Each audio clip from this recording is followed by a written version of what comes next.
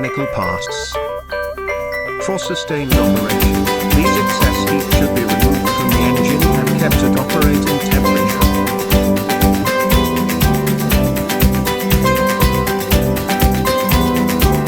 Now let's see the parts involved in cooling the engine. The main parts for cooling the engine are water pump, radiator, thermostat, coolant temperature sensor, and coolant. First, the water pump.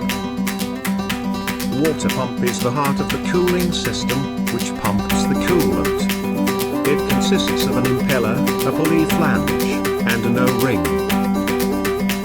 The impeller is driven by the engine drive belt through a pulley. Next, the radiator. The radiator is a heat exchanger used to transfer the excess heat developed by engine to the atmosphere. The radiator is having an inlet port, outlet port, a drain plug, and a radiator pressure cap.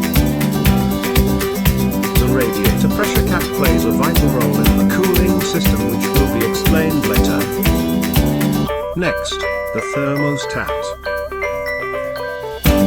The thermostat is a valve which regulates the flow of the coolant and helps to maintain the proper operating temperature for the engine. The thermostat consists of a frame, charge cylinder, main valve, main spring, bypass valve, and secondary spring.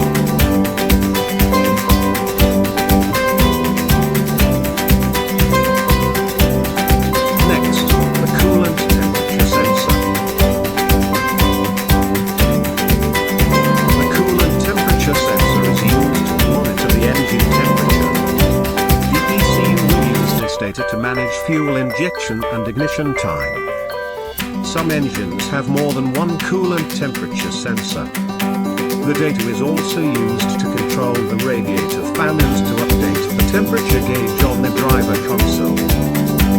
The coolant temperature sensor consists of a sensing probe and an electrical connector. Most coolant temperature sensors are negative temperature coefficient type, which means as the temperature increases, the resistance will decrease. The CTS can be a 2-pin type or a 3-pin type, depending on the make of the vehicle. These are the main parts involved in an engine cooling system. Now, let's see how these parts works together.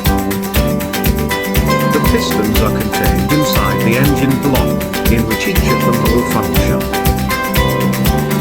Above the engine block comes the head gasket, which provides sealing between engine block and engine head. It avoids compression leaks and oil or coolant leaks into the cylinders. Above that comes the engine head.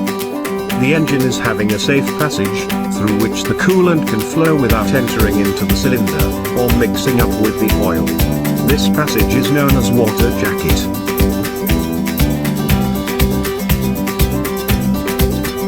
Let's put the parts one by one and see how it works.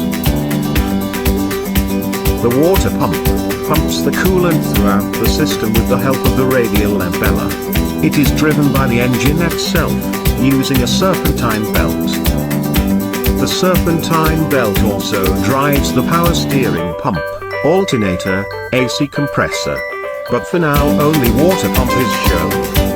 Now let's see the connections. The thermostat bypass hose. The thermostat housing. Inside the thermostat. The radiator and the radiator fan. The lower radiator hose. The water pump outlet hose. The upper radiator hose. The coolant expansion tank. The expansion bleed hose. Coolant overflow hose. So, finally, let's get into the working, starting with the thermostat. The thermostat is actually a valve, which regulates the flow of the coolant. It will always be covered in the coolant, so that the temperature can be sensed. Let's start the operation from a cold engine. When the engine is cold, the bypass valve stays open. So, the coolant bypasses the radiator and recirculates through the engine. This helps the engine to heat up to operating temperature quickly. Eventually, the coolant temperature increases by absorbing the heat from the engine. Once the coolant starts to reach higher temperature, which is usually between 160 to 190 Fahrenheit, the bypass valve will start to close, and the main valve will start to open. This allows the cold coolant from radiator flow to the engine side, and the hot coolant from engine side flow to the radiator. In most cars, the coolant temperature sensor is located near the thermostat housing. It will turn on the radiator fan if the coolant to the radiator side is at high temperature. Now, the hot coolant in the radiator will release its heat to the atmosphere with the help of the fan. At the same time, the cold coolant received from the radiator will start to absorb the heat from the engine for the next cycle. Heating liquid inside a closed system always builds up pressure. So, how to maintain the pressure? Here comes the role of the radiator pressure cap. It consists of a spring-loaded valve mechanism, which will respond to higher pressure. Reaching a pressure above 15 psi will push the pressure cap valve, and the coolant flows to the expansion tank, until the pressure goes down to operation level. And when the system cools down, the vacuum inside the system sucks back the coolant from expansion tank.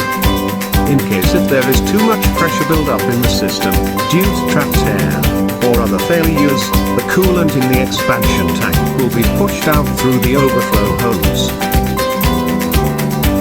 The car heater system is a part of the engine cooling system. The heater system comprises of the heater core, inlet and outlet hoses, a heater control valve which is optional and cannot be found in all vehicles. The heater core acts as a radiator, dissipating heat from the hot coolant to the vehicle interior, using a blower.